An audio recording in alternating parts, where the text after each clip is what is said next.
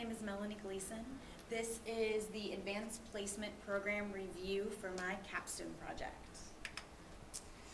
Okay, so I know that we had just partnered with Advanced Kentucky, and Advanced Kentucky is a program that is working with different high schools to push advanced placement courses into the high school, trying to push that level of rigor and that college level work into the high schools, particularly among students who are underrepresented, such as minority students and free and reduced lunch students. Since we partnered with them, we have implemented several new AP courses. So my questions were, what worked well, what areas of need do we see, and what changes should we make for the following school year? Okay, so with the spirit of Advanced Kentucky's inclusive, just open enrollment, we allowed students to sign up for AP courses if they were interested. And at the end of the school year, we had 86-ish students who had taken an advanced placement course, and that's 17% of our school, which is a huge increase from 4% the year before. So we had lots more students involved in our AP courses. So I did some extensive research on what was out there about advanced placement courses, and a lot of it came back on low-income students and minority students. So Lloyd is about 60% free and reduced lunch, so we do qualify as a low-income school. And the research says that low-income and minority students do sign up for the courses if they're presented with the opportunity, that they'll take the courses, and a lot of them do sit for the exam, but a lot of the problems was their grade ended up being much lower than their classmates. So I want to just kind of show you what the research said, and we'll come back to that when we look at our scores. So this is what the breakdown looks like. We do give a 5% bump for anyone in an honors or AP course. So this is what it looked like at the end of the 5% bump. So as you can see, we've got a large number of A's and B's here in the courses. It gets a little bit lower, especially in this one. Wonder who taught that one. But we did have a lot of really great grades. If you look down to the bottom, we had hardly any failures. Again, most of the failures came from one particular teacher. But that's what the course grades looked like. So then I went and broke that down into subgroups. So the first subgroup to look at is gender. Not a big discrepancy between males and females. There were 73 males and 84 females. And when you look along the grades, in general, there's not a huge difference. The females outperform the males slightly when it comes to A's, but then males outperform females for B's. So really, there's not a huge difference between gender.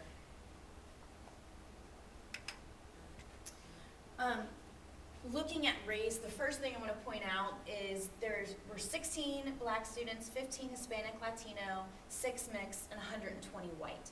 So when you're looking at percentages, these numbers are not high enough to be necessarily significant, but I did want to look at that. So the big difference here would be right here. African American students are a lot lower than our Hispanic, Latino, the mixed, and then the white students. And that's just in A's. In B's, though, it's looking the same thing. The African Americans are being outperformed by their counterparts. And that's the only big difference. This big bar here is our mixed students. Again, that's only 6 students. So that's not a large percentage. But that's the biggest thing that I think I can take away from that slide, looking at that difference. For socioeconomic, this yellow bar is the free and reduced lunch. We had 70 students free and reduced lunch, and then we had 87 students that were paid lunch. And here where we're looking at A's, you can see the big jump between the free and reduced lunch and the paid lunch. But then when it gets to B's, again, they kind of flip-flop. So there's not a big difference unless you were looking to get an A. There's not a huge difference there either. I went ahead and looked at the students who had filled out a course request sheet. So this was the initial thing that they had done the previous year before they left for the summer, and said what classes they would like to take. So it was whether or not they had requested that particular AP class on their request form. We had 84 students that did request, and again, this is just units of people. So if they took 2 AP courses, did they request both of them, kind of thing. So we had 84 said yes, they requested the course, 57 did not, and 16 I did not have a course request form from. So I thought this would be a huge difference. It looks like there is a big difference if they wanted an A. So students that wanted an A, we're going to work hard for an A, they're the ones that requested the course. But other than that, there's really not a big difference. So whether or not the students requested the course, other than wanting necessarily to get an A, did not have a huge impact on their grade. Just looking at some overall averages, as you would expect, the average numbers of days absent. The more days that students are missing, the lower their grade in the course. So these days absent were actually taken about mid-March is when it was looked at, kind of as the coursework was wrapping up and review was kind of starting. Students that got an A were averaging less than 3 days missed. So they're not missing a lot of material throughout the entire year. Students that didn't pass were averaging almost 14 missed days. So you can see where that missing of instruction would really hurt their course grade. ACT averages, you see a pretty high ACT average for the A, but then when you look at B's, C's, D's, F's, there's not a big discrepancy there. So it doesn't look like ACT scores, outside of getting an A, it doesn't look like it's had that much effect on what's going on. I know this is a really high score here. Remember, there's only 3 students that failed our courses, so we're talking about 3 people, and one of those students got a 30 on their ACT, so that's pulling the average of those 3 students up. So that's why this is a little bit of an anomaly. For average GPA, students with an A, about a 3.6, and then it just goes a little bit down from there. A little bit higher of a difference than between the A's and the F's over the ACT, so actual GPA might show a little bit more about their work ethic and how hard they're willing to work. So GPA looks to be a little bit more of a factor than their ACT score. And then average AP score, students with A only averaged a 2.36. So that isn't high enough to be a passing grade. And anytime their grade goes down 1, you can see you get a little lower on their average AP score. So there's definitely a link between the course grades and the AP scores. But again, those A's still aren't necessarily passing. So here are the test scores overall. In environmental science, we had 16% pass with an average score of 1.7. In history, 33%, which is an average score of about 2.1. In literature, 23% pass with an average score of 2.2. Physics, we did not have any pass, and the average score was 1.2. I do want to make a note, this is the first year that this particular physics course has ever been taught. So there are not past exams, there are not exam questions to pull from, there are not books written about it, there just are very few materials to go on. So that is really representative of what happened with those 17 students. And then in statistics, 30% pass with an average score of 1.8. Just some things that I'm noticing here is if you look at history and literature, we have a really good percentage of students who are sitting at a 2 and are just really, really, really close to being bumped up to that passing score of a 3. And then on the other end, in environmental science and statistics, if you look at the 1s, we've got a really high percentage of 1s. So it looks like in those particular classes, students are either knowing the material or they're not. They're kind of, there's not a lot of middle ground that you see in some of the other courses. They either know it or they don't. And we do not have enough data, we don't have past data since this is the first year to know whether is this typical of the particular course, is it the rigor of the course, the toughness of the exam, is it teachers? It's a combination of everything, and it's too soon to tell. For those, we need more data for that. Okay, so I wanted to look at our course grades versus what they actually got on their AP test score. So students that got an A,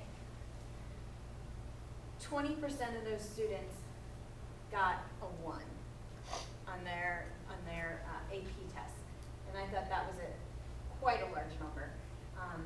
And then we had over 40% get a 2, and then these are your 3, 4s, and 5s for students with an A.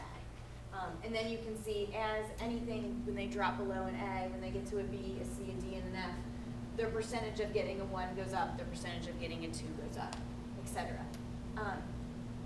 Just reminding about numbers again, we only had 22 students receive a D in a course, so when it shows that 5% of them passed the AP exam, that's just 1 student.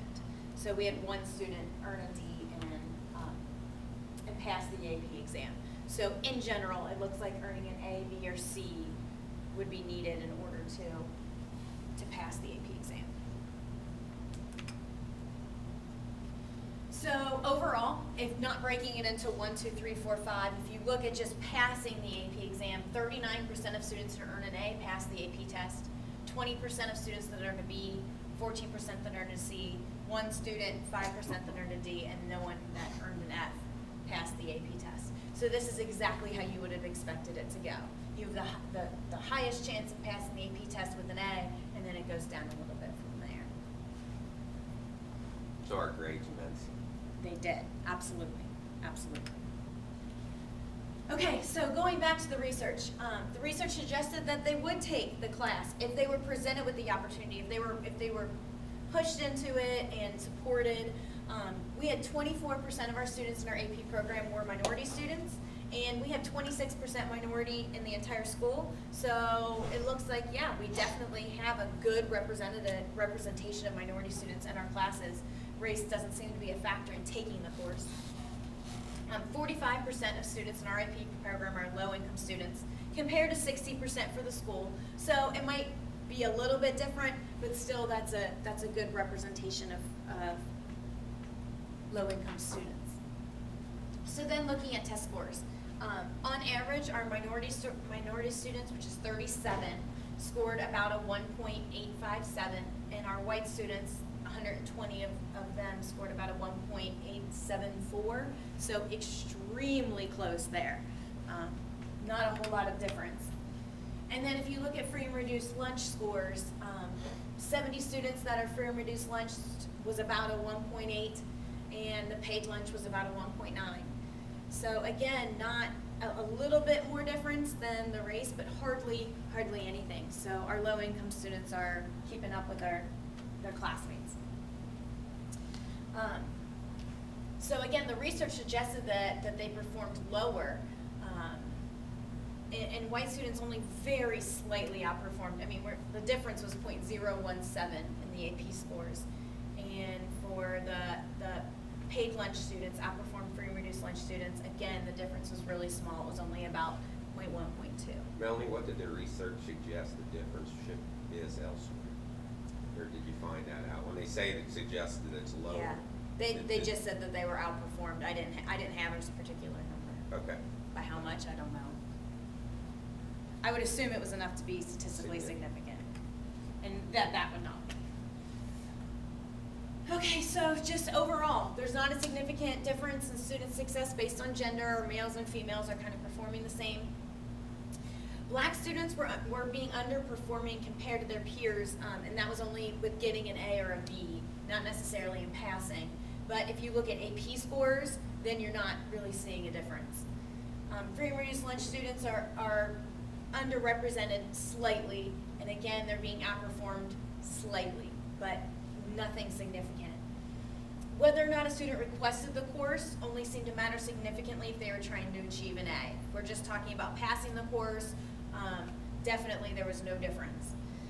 To be successful, to pass the course, students need to average less than 10 absences, again, by about mid-March when you're starting to wrap up your material.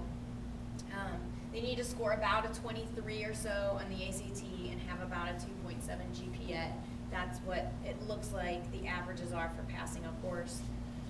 And the higher the course grade, the better chance of passing the AP test. Our grades really went hand in hand with how students did on the AP. A little bit more research. ACT wrote an article. They were addressing the idea that AP is for everyone, and they were just saying that that comes with the responsibility to make sure that students are prepared for the course so that they can benefit from it, that you should prepare early. They suggest elementary school, following all the way through high school, and focusing on those low-income and minority students. And the Department of Education and the College Board talked about ways to expand AP opportunities in high school, and their focus was also building a pre-AP model, focusing on rigor, introducing kind of skills and concepts and methods to prepare students for success. So, in conclusion, what can we do to improve?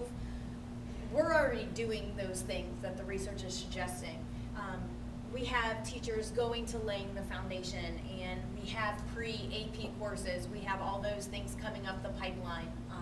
We've had vertical team meetings all last year and keeping that up so that our middle school students are really prepared when they get here. Another thing would be considering past attendance data. Students that have really poor attendance records are probably not going to be successful in our AP courses. The ACT score or the plan score, like we said, we saw an average, but it wasn't that much difference between an A, B, C, D, F. There wasn't a whole lot of difference, so that's not a huge factor. GPA was a little bit more significant to look at when you're placing students in AP courses. We need to continue challenging students with our AP courses. We had 23 overall, 23% of our students passed the AP test, but only 2% failed their course. So 98% of the students that we put in an AP course and we pushed into an AP course and we challenged and we worked with them, they passed the course. So we just need to continue to challenge them and give them that opportunity. And I think it would also be important to continue the professional development for our AP teachers. I know this was new to us, so the more support we have, the better we can support our students.